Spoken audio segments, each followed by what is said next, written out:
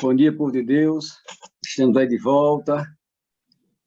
É muito bom estarmos juntos, ao tempo que estamos distantes, mas ligados por essa bênção chamada rede social. É uma tela que muitos de nós já nos deparamos com ela, mas aqui está o cenário da batalha final, viu? Esse cenário é o cenário dos eventos finais. É um assunto que nós já temos assim uma certa familiaridade, pelo menos visual, né? Mas esse assunto é muito importante, é empolgante, é um assunto que faz a gente vibrar, porque quando nós colocamos os olhos no Apocalipse, Daniel, no livro dos Eventos Finais e tantos outros livros pertinentes à volta de Jesus, a gente fica encantado e maravilhado, né? Por saber que realmente nós estamos na iminência de ver o nosso Senhor Jesus Cristo voltar. Então, mas eu quero aqui, na verdade, nesses minutos que tenho, poder, de alguma forma, motivar, incentivar a igreja ainda mais a esse despertamento tão importante. Aí, na realidade, podemos dar o nome aí de lindo tempo profético, né, para os eventos finais. Lindo tempo para os eventos finais. Então, nós estamos inseridos dentro desse grande conflito. Claro, evidentemente que nós estamos, de fato, no início de tudo, quanto a esse cenário, né? Nós estamos aí, o ponto de partida, na realidade, para essa crise, nós, como pessoa e como igreja, assumimos a nossa missão de forma corajosa. Então, hoje, a igreja está vivendo dentro desse contexto do juízo pré-advento, né, que começou em 1844. Hoje nós estamos vivendo, eu estou falando dentro do contexto da linha do tempo, né? Nós estamos vivendo hoje o contexto das mensagens angelicais, né? Está em Apocalipse capítulo 14, do verso 6 ao verso 9, se estendendo até o verso 12, né?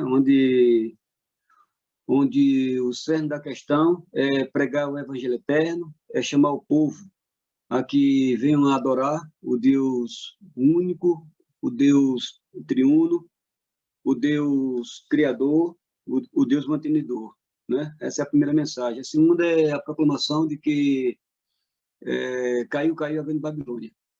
Chegará um momento em que toda essa farsa cairá por terra.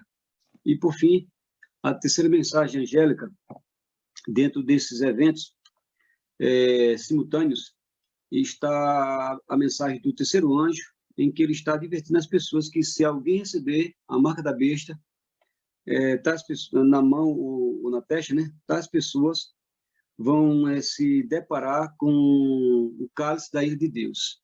Essas são as mensagens angélicas reservadas para a Igreja de Deus no tempo do fim. Então, eu volto a dizer que a Igreja Adventista foi dada todas as verdades reveladas aos mortais. E essa verdade, ela precisa, na realidade, ser proclamada com poder, com autonomia, com disposição, com coragem. E é bem verdade que dentro do âmbito,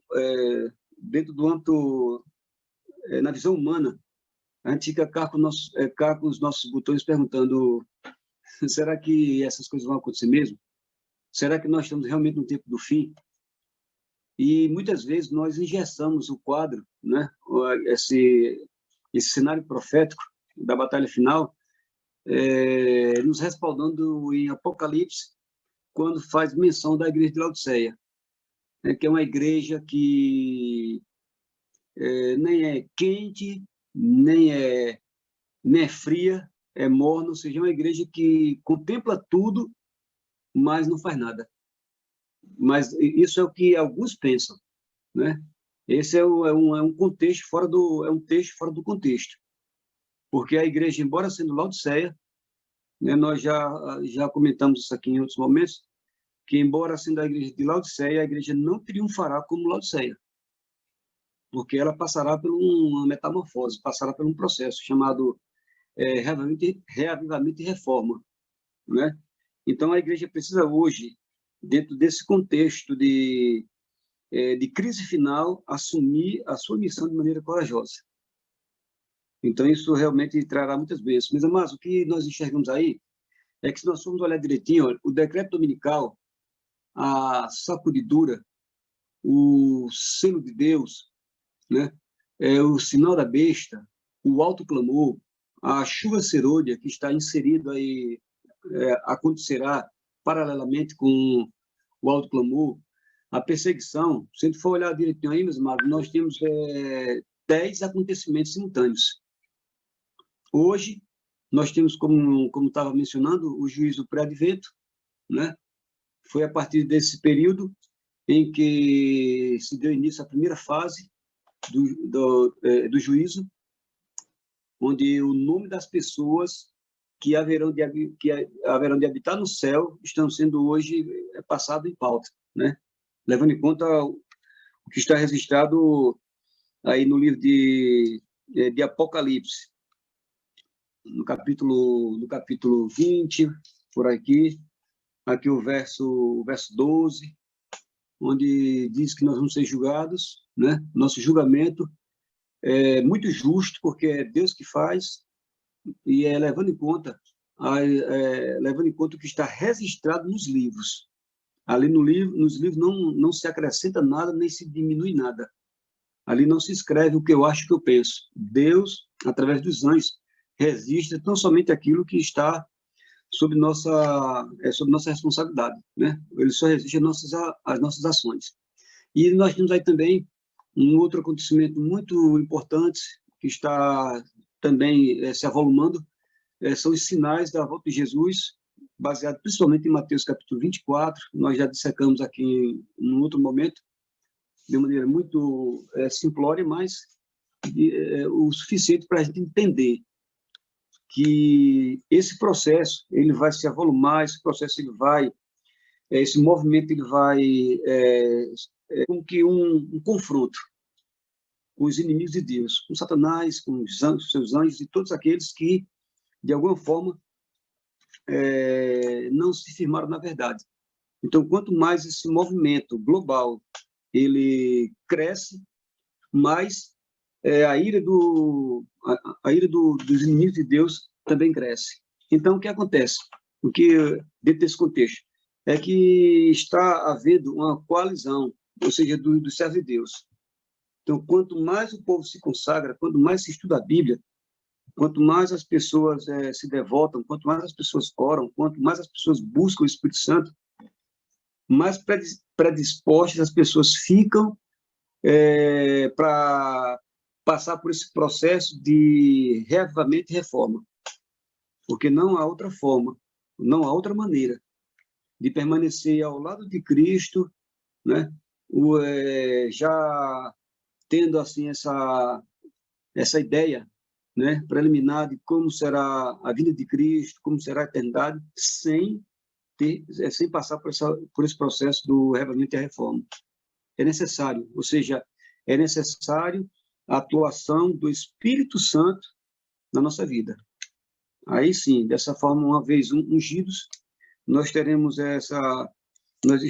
aptos para poder levar essa mensagem de maneira segura, de maneira a não temer, na realidade. Bem, o que eu quero aqui enfatizar, como mostra bem aí a linha do tempo, aí dos eventos finais, é que nós estamos aí na iminência de descortinar.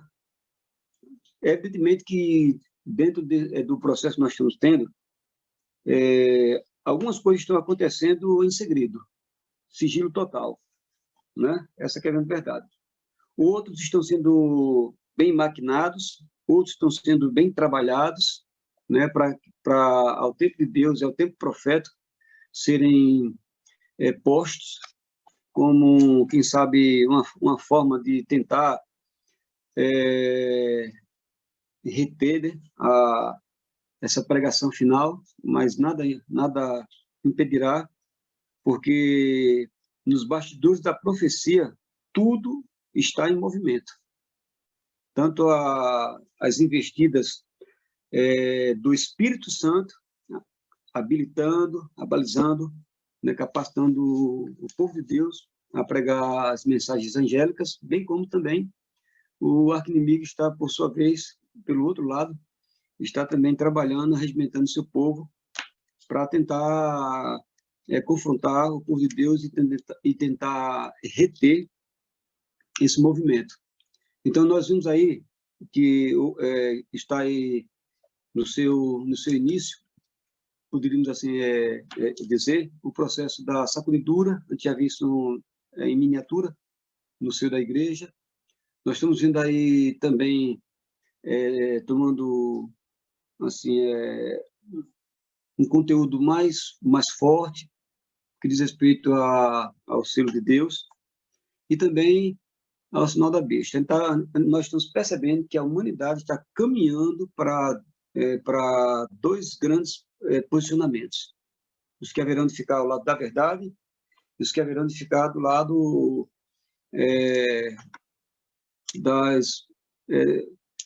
dessas supostas verdades, né? Implementadas aí por líderes religiosos, amandos infelizmente, do mal. Né? Essa que é a verdade, nós não podemos deixar de dizer, nós não podemos deixar de afirmar essas questões, tá, meus amados? Mas o que eu quero aqui também enfatizar dentro desse aparato profético da sacudidura, do selo de Deus, do sinal da besta, do decreto dominical, tudo isso está em movimento, nos bastidores da profecia. Nós não podemos olhar para esse gráfico e achar e ficar com perguntas ingênuas, né? Será quando? Então, um outro processo que também já podemos dizer que já podemos sentir, numa escala pequena, mas certamente se avolumará de maneira poderosa, maravilhosa, é justamente esse processo de preparação da igreja para outro clamor e para a chuva serôdia, né? Aí é onde eu quero aqui enfatizar um ponto muito importante. Nós já aqui falamos que o ponto de partida para essa crise final da parte da igreja é assumir a sua missão de forma corajosa. Então, quando a gente observa a nível de igreja, a gente dá até um calafrio. Quando a gente olha para a igreja, a gente percebe o que está acontecendo. Parece que a igreja não interage, parece que a igreja como um todo não está apercebida do momento tão importante que nós estamos vivendo. Então, meus amados, mas ninguém se iluda, porque Deus tem a sua forma de trabalhar, o Espírito Santo está em movimento, trabalhando nos corações sinceros, e certamente Deus vai levantar vasos, Deus vai ungir o seu povo. Entende, amados? E essa mensagem será pregada com muito poder. Só tem um detalhe que eu queria aqui só frisar, muito importante, que o Espírito Santo não trabalhará a toque de caixa, num toque de mágica. Então, que fique bem claro que dentro dos planos de Deus, a unção, o revamento e a reforma não está... queria que isso fosse uma verdade, de que contemplará todos que queiram, mas a gente sabe que até dentro da igreja nem todos quererão, né? Mas o que acontece, meus irmãos, é que nós precisamos entender que o Espírito Santo ele virá, na realidade, para ampliar aquilo que já tem sido feito. Se nós estamos tomando mais tempo para orar, tenha certeza que através da oração Deus fará maravilhas, Deus operará milagres. Tenha certeza que se nós estamos estudando a palavra de Deus, o Espírito Santo fixará em nossa mente, em nosso coração, de tal maneira que as pessoas, quando nos ouvirem, ficarão impactadas e maravilhadas. pela autonomia, pelo poder da palavra que está em nós. E a despeito desse outro movimento, que nós já podemos também contemplar, né? Em alguns lugares, em alguns cantos do mundo, está realmente já tomando assim corpo. Em outros lugares a situação é menos crítica, é a perseguição. Agora, eu queria também aqui só dar uma pincelada no entendimento de que essa perseguição não é resultado da pessoa estar com problemas financeiros. Essa perseguição, ela não está atrelada à questão eu diria assim, de problemas relacionais, em relação a, a casal, ou dentro do lar, né? Pais com filhos, filhos com os pais, ou mesmo dentro da igreja. Entendeu, amados? Então, existe, na realidade, 1001 razões para alguém ser perseguido. Você concorda comigo? Existem 1001 razões para alguém ser perseguido. Todavia, esta perseguição está atrelada apenas a uma razão, apenas um ponto. Entende? Apenas um ponto. Então, a perseguição ela está atrelada àqueles que servem a Cristo. Em Mateus capítulo 5, verso 10 diz: bem-aventurado os que sofrem perseguições por causa do meu nome. 2 Timóteo capítulo 3, verso 12 diz ali: os que querem viver em Cristo padecerão perseguições. E é que nós poderíamos aqui citando outros textos, como Mateus capítulo 24, verso 9, Marcos 10, 29 a 30, enfim, há vários textos na Bíblia que deixa muito claro que essa perseguição que está atrelado a essa linha do tempo dos eventos finais não tem a ver com questões secundárias, tá? Essa perseguição ela vai se intensificar. Muitos cristãos, né?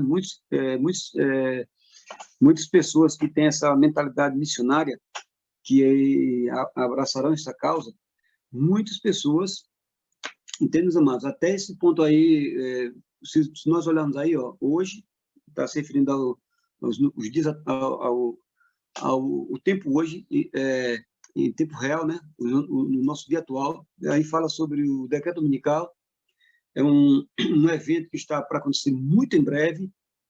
Depois aí fala sobre fechamento da porta da graça. Justamente você observa que no fechamento da porta da graça, pelo menos, vamos ter aí 7 acontecimentos que findarão. Ou seja, quando fechar a porta da graça, não haverá mais sacudidura. Quando a porta da graça se fechar, não haverá mais o selo de Deus, o último já terá sido selado. Entende? Quando a porta da graça se fechar, aqueles que não forem, que não tiverem o selo de Deus estarão com a marca da besta. O juízo pré-advento também está aí, já na sua reta final. A mensagem angelical, né, por mais que impacte as pessoas, não terá mais sentido, porque as pessoas, ou seja, o tempo de misericórdia acabou. A oportunidade, a chance que Deus concedeu à humanidade já terá terminado. Os sinais da volta de Jesus, evidentemente, que ainda continuarão dentro de um contexto, eu diria assim, dentro de um período muito curto. O alto clamor terá terminado. A chuva serôdia, né? Onde, como diz lá no livro de João, parece que no capítulo 10, diz que Jesus é o bom pastor. Ele diz que há muitas ovelhas e outros apriscos, mas a ele cabe reunir essas ovelhas e dizer: haverá um só rebanho e um só pastor. Ou seja, quando o alto clamor e a chuva serôdia terminar, está aí essa profecia também estará sendo cumprida, porque haverá agora um só rebanho. Ou seja, o rebanho que está preparado, selado, né, para poder passar essa reta final a angústia de Jacó, né, como bem diz Daniel, capítulo 12, o verso 1, angústia como nunca houve antes, né, mas nós não podemos esquecer que ali também vem o refrigério, e que essas pessoas estarão resguardadas, essas pessoas estarão protegidas. Entende, meus amados? O Espírito Santo não deixará de atuar nunca, por nenhum momento, deixará de atuar na vida das pessoas. Dá para entender? E as 7 últimas pragas, segundo aí Apocalipse capítulo 18, verso 8, diz que os últimos flagelos acontecerão em um só dia. Então, sem querer forçar o texto, mas subtende-se que entre o fechamento da porta da graça e a segunda vinda de Jesus se dará aí no máximo um período de um ano. Entende, meus amados? Então, os últimos acontecimentos serão rápidos. Então, nós precisamos realmente ter ampliar essa visão, né, para a gente poder já usufruir por antecipação. E logo após a vinda de Jesus, em glória e majestade, então acabará definitivamente a perseguição. Inclusive, o mentor, né, da perseguição aos cristãos, aos filhos de Deus, também não terá mais essa chance de perseguir ninguém, certo? Porque ele estará preso por 1000 anos, preso circunstancialmente, porque não haverá ninguém para ele tentar, porque quando Jesus voltar, as pessoas que forem selados, né, pelo selo de Deus, essas pessoas que suportaram, resistiram às perseguições, essas pessoas que entenderam e se prepararam diante dos sinais da volta de Jesus, as pessoas que guardaram em seu coração as mensagens angelicais, as pessoas que confiaram, não tiveram medo do juízo pré-advento, que quem teme a Deus, quem faz a vontade de Deus, não tem medo, na realidade. Essas pessoas que resistiram por estarem com Deus, não passaram pelo processo de sacudidura, evidentemente, essas pessoas que, por terem recebido o selo de Deus, evitaram receber a marca da besta, então essas pessoas terão o privilégio de ter um encontro com Cristo nas nuvens dos céus. E passarão 1000 anos no céu, né? E fica aqui a orientação bíblica de que esse ensinamento, né, de 1000 anos no céu é bíblico, respaldado pela palavra de Deus. Não vou aqui entrar em detalhes, mas muitas denominações não atestam essa verdade, não vivem essa verdade, não pregam essa verdade, infelizmente.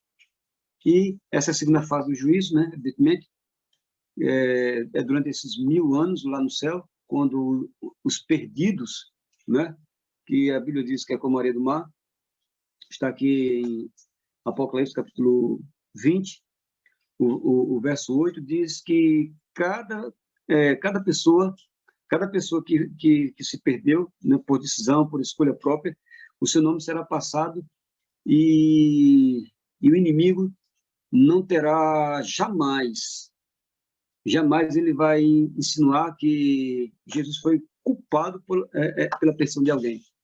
É o juízo judicativo. Essa é a razão por que as pessoas se perderam.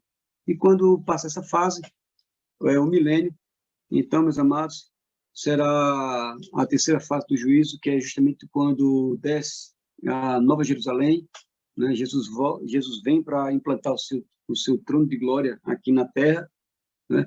E nesse ínter, enquanto o Rei de Deus desce, os que estavam mortos devido a não suportarem a glória de Cristo, essas pessoas reviverão. E Satanás vai instigar essas pessoas a tomarem a Nova Jerusalém. É quando acontece, eu estou explicando isso só para entender que nessa ocasião que vai descer fogo do céu e vai consumir a Satanás, os seus anjos, e todos aqueles que passaram pelo processo da sacudidura e que receberam o sinal da besta, e que não suportaram as perseguições. Entende? que fecharam os ouvidos e o entendimento para o alto clamor, para a chuva serôdia. Então, essas pessoas, infelizmente, por não conseguirem se libertar do pecado, então também serão exterminadas. Aí, o que acontece nessa reta final? Só para, usando a palavra de Deus de maneira bem fundamentada, de que o fogo que vai descer do céu para queimar a terra, Satanás, os seus anjos, os pecadores, que não se deixaram ser redimidos pelo sangue do Cordeiro. Então, é o mesmo fogo, viu, que a Bíblia faz menção que caiu em Sodoma e Gomorra, é o fogo eterno. Porque há quem diga que as pessoas vão ficar queimando ali como se fosse um tronco de bananeira, sabe, que nunca queima em sua totalidade. É como se houvesse um paredão ou um ambiente que separa o céu e o inferno. Se esses ensinamentos fossem verdade, eu não queria nem existir. Não era nem para o céu, não queria nem existir. Entende, meus amados? Então, quando a gente olha para a palavra de Deus, a gente fica cheio de esperança. Quando a gente olha para a palavra de Deus, a gente fica cheio de motivação. Quando a gente olha para a palavra de Deus, a gente fica cheio de vontade em rogar que o Espírito Santo habite em nós. E todos esses processos aí, meus amados, todos esses acontecimentos, entende?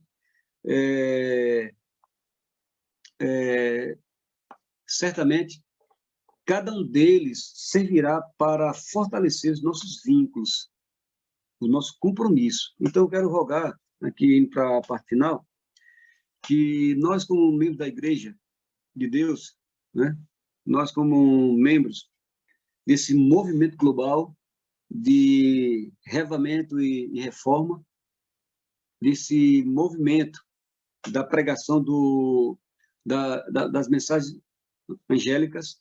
Então, nós deveríamos dar uma atenção muito especial, olhar isso com muito carinho, com muito amor e com muita responsabilidade, porque ninguém será salvo por tabela ou por procuração, tá? Não, porque eu tenho uma igreja que é missionária. A minha igreja batiza 20 pessoas todo mês. Por causa disso eu vou ser salvo. Ninguém vai ser salvo por causa disso. Agora, aqueles que estiverem envolvidos de forma direta na salvação dessas pessoas, aí sim. De alguma forma, evidentemente, né? Existem várias maneiras de se pregar o evangelho, contribuir para a pregação do evangelho. Mas nós precisamos, de alguma forma, estar atrelado dentro desse movimento. O que não dá é ficar só em casa orando. O que não dá é só ficar em casa torcendo. O que não dá é só dizer, eu estou vindo para a igreja. Nada disso é suficiente. Aqueles que são lavados e remidos pelo sangue de Cristo estarão aptos para passar por todos esses eventos. E ao final da fechamento da Porta da Graça, essas pessoas triunfarão. Porque vão olhar para o céu e vão dizer, este é o Deus a quem eu estava aguardando. Agora, ninguém aguarda Jesus de braço cruzado. Ninguém aguarda Jesus sem fazer nada. Ninguém aguarda Jesus sem ser fiel, sem ser um adorador fiel. E assim por diante. Então, os meus votos, o meu desejo é que, nesse cenário da batalha final, né, dos eventos finais, por mais que haja uma coalizão do inimigo, eu não tenho que me preocupar com isso. Por mais que isso cause fúria ao inimigo, não estou nem aí. Porque o meu papel é ser co-participante da salvação de pessoas. Porque a mim e a você, o Espírito Santo delegou essa missão. Ou seja, nos colocou como responsáveis, representantes dos céus.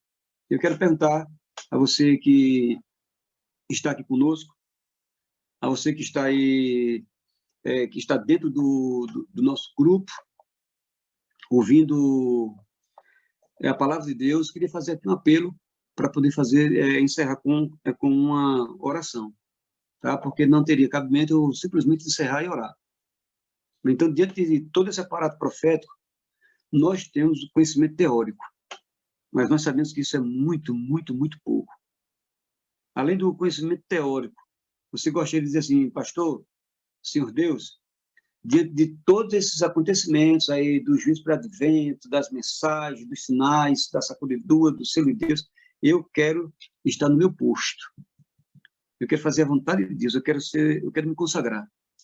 Eu quero ser um homem ungido, eu quero ser uma mulher ungida. Eu quero fazer a diferença. Eu quero quebrar as barreiras que me impedem de me achegar às pessoas. Eu quero rogar que Deus extermine a preguiça da minha vida. Enfim, se você tem alguma situação que está lhe impedindo de fazer a vontade desse Deus maravilhoso, todo-poderoso, de você, de uma vez por todas, entrar de cabeça nesses eventos finais, eu queria orar por você, tá bom? Você vai fechar seus olhos, você vai levantar, onde você está, você vai levantar sua mão, é só você e Deus que está por aí, tá? Eu estou de olho fechado, não vou olhar para ninguém, até porque minha tela é pequena, mas vamos orar então, e que o Espírito Santo possa encontrar guarida em seu coração. Oremos. Pai eterno, nosso Deus Todo-Poderoso, muito obrigado, Pai bondoso, porque esse é um assunto que realmente nos enche de alegria, nos enche de expectativa, mas queremos, ó Pai, acima de tudo, que nos encha de coragem. Que o Espírito Santo venha e encontre na nossa vida um ambiente apropriado para que ele possa atuar. Que ele possa, Pai Celestial, ter total liberdade de fazer todos os reparos, de corrigir aquilo que precisa ser corrigido na nossa vida, a fim de que nos tornemos, Pai Celestial, aptos para poder fazer a Tua vontade, para levar o Evangelho eterno, levar essas mensagens angelicais para muitas pessoas, a partir das mais próximas, a partir dos nossos parentes, a partir dos nossos vizinhos, a partir dos nossos, de nossos amigos e colegas de trabalho e assim por diante. Enfim, Pai Celestial, estamos aqui com a nossa mão levantada para dizer que pode contar conosco, porque nós não queremos, ó Pai, apenas ser teóricos, nós não queremos ser apenas grandes apreciadores, nós não queremos apenas estar vibrando, nós não queremos ficar apenas eufóricos, mas nós queremos, ó Pai, imbuídos, ou seja, movidos, conduzidos pelo Teu Espírito Santo, queremos fazer uma grandiosa obra